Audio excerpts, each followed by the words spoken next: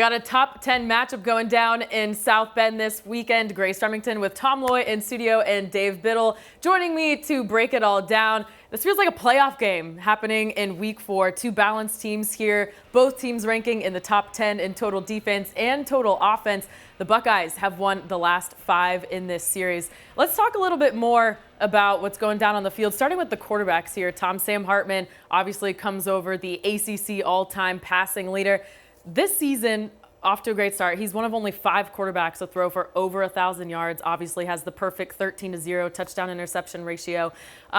He's facing a tough defense, though, for the first time all season. So what do you expect from him out of this game? I expect and they need a great performance out of Sam Hartman. It's going to be a really tough matchup, but he's had a tremendous – he's been everything I expected him to be all season long. He's the real deal. Notre Dame finally has an NFL arm at quarterback, and I think he's kind of projected late round pick at this point in the NFL draft projections. But he's the real deal. He's not turning the ball over. He had a little bit of I think he had a fumble last week, and they know that can't happen. You know, I think the struggles against Central Michigan was probably the best thing that could happen. It was a little bit of a wake-up call for them. So very excited about Sam Hartman and his bounce back. He's got a really tough defense ahead of him, but I think that we could kind of pencil him in for another consistent, strong performance. If Notre Dame loses, I'm not expecting Sam Hartman to be a problem, but if they win, he's going to make a big impact. Yeah, this is obviously a massive challenge for Ohio State's defense. I mean, this will be the best quarterback Ohio State faces all season. They're going to face some good ones. They're going to face Drew Aller at Penn State. They're going to face J.J. McCarthy against Michigan. But Sam Hartman is the real deal. He's a fantastic college quarterback, the current all-time passing leader as far as active college quarterbacks, the all-time leading touchdown passer in ACC history now in his 6th year. So it's going to be a tough challenge for the Buckeyes. As they say, this is a Notre Dame offense that likes to be smash mouth, but then will hit you over the top with the passing game. And Sam Hartman can hit all the throws, but they're very dangerous with, throwing over the top. And Ohio State struggled with that big time last year in big games. I think another thing to keep in mind is I've noticed Sam Hartman, there hasn't been a lot of called quarterback runs for him so far this year. I think there will be in this game. I don't think they're going to major in it. That's something else Ohio State's defense is going to have to watch, is Sam Hartman running the football. In 3 of his 4 seasons at Wake Forest, he had over 100 rushing attempts. And the one year he didn't was the COVID year when there was less games. So Ohio State has not done a good job at their defensive ends getting pressure. They've done a pretty good job with their D tackles and their linebackers, but their defensive ends have not been good. Notre Dame has a fantastic offensive line, so this is going to be a very tough test for Ohio State going up against a legit Heisman contender in Sam Hartman. Now, Dave, it feels like we've been waiting for this Ohio State offense to break out all season. They finally did against Western Kentucky.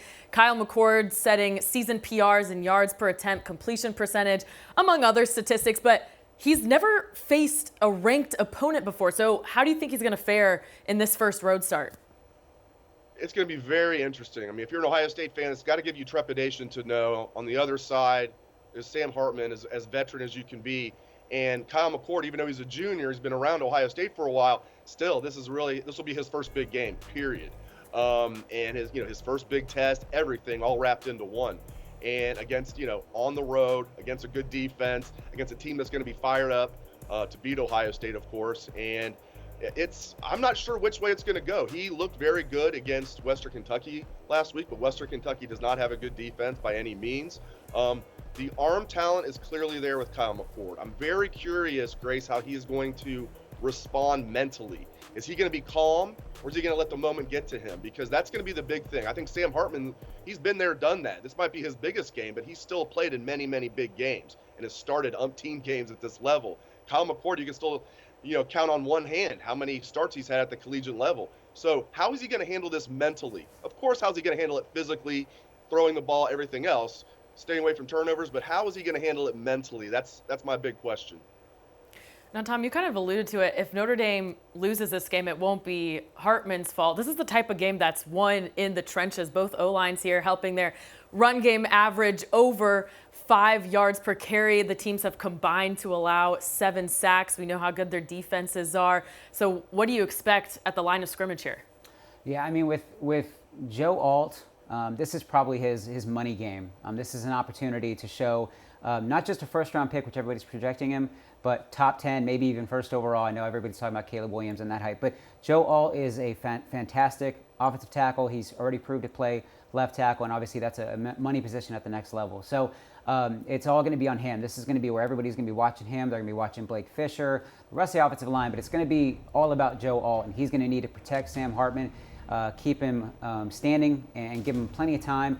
But I also think a lot of eyes are going to be on Blake Fisher. He hasn't had a great season this year, so I think that they're going to, they have a really tough defensive line, really good group at linebacker, and I think it's going to be an opportunity for Blake Fisher to kind of quiet the critics and really show that he's not only, one of the best offensive linemen in the country, one of the best right tackles, but a guy to watch, as we're talking draft positions, not only this year, if he decides to come back next year. So it's going to be a lot of fun, but that offensive line's got their work cut out for it. Yeah, this is like any other big game, my friends. This game will be won in the trenches. There's no doubt about it on both sides of the ball. I mean, whoever wins the battle of the trenches is going to win this game, in my opinion. Let's start with Ohio State's defensive line against that excellent Notre Dame offensive line, especially Joe Alt, who might be the best offensive lineman in the country, might be the first offensive lineman off the board. And like I said earlier, Ohio State has struggled, against mediocre tackles this year, trying to get pressure on quarterbacks. Now, some of the teams they played got the ball out quickly, or against Indiana, they weren't really trying to throw the ball. They were running almost like a service academy offense. So they haven't had a lot of chances, but still they haven't been that impressive at defensive end. Ohio State's D tackles are very good, though. Their defensive ends are highly rated at Ohio State. They just haven't played like that. So how are they going to be, especially now jumping up in competition, especially going up against Joe Alt? So that's going to be a very interesting battle, that Ohio State D-line against Notre Dame's O-line. And then you flip it around. The biggest question for Ohio State coming into the season is the offensive line. Was the offensive line? And I'll say that's still the biggest question. They've been okay. They've been good. But again, and we keep saying it about pretty much everything, this will be the first time they've really been tested. Breaking in 3 new starters. And, all 3 of the guys they lost were NFL draft picks, including Paris Johnson, the number 1 offensive lineman off the board. And this is a good Notre Dame defensive front. So, and well coached. So it's going to be very interesting. Whoever wins the battle of the trenches is going to come out of Notre Dame, come out of South Bend victorious. All right, a star-studded matchup here. Anybody can be the difference in this game. So, Dave, I need an X factor or player to watch. Who you got? I'm going to go with JT Tuimoloau, defensive end. He was the number 1 defensive player in the country, according to 24/7 Sports Composite, a couple years ago in that 2021 class. He has shown flashes. He took over the Penn State game last year. He has not been able to harness that. This year he's been okay. He hasn't been bad. He's just been okay.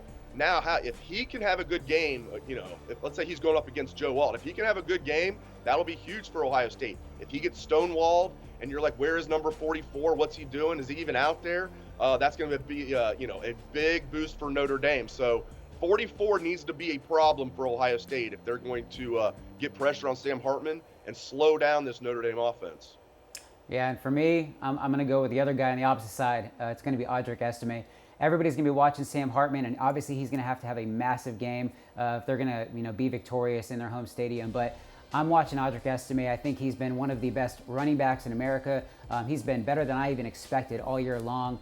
Dylan McCullough, the running backs coach, is getting so much out of him. There was a lot of question marks with Logan Diggs transferring to LSU and how that running back room was going to shake out. And they have a bunch of dudes in that backfield. But Estime's the guy. He's going to, they got Tommy Eichenberg at linebacker for Ohio State. And those two are going to be button heads all game long. It's going to be a lot of fun to watch. But I really think if we look at the final score and we see the fourth quarter come and it hits 0 and Notre Dame's victorious, it means that Estime was able to, control the ball, run for 100, maybe 150 plus yards, and just really have a strong performance because this is a guy, he's a workhorse, and you're going to get so much out of him. And again, another guy we talked about before about NFL stock and his growth. Estime is definitely a guy to watch, so it's going to be a lot of fun.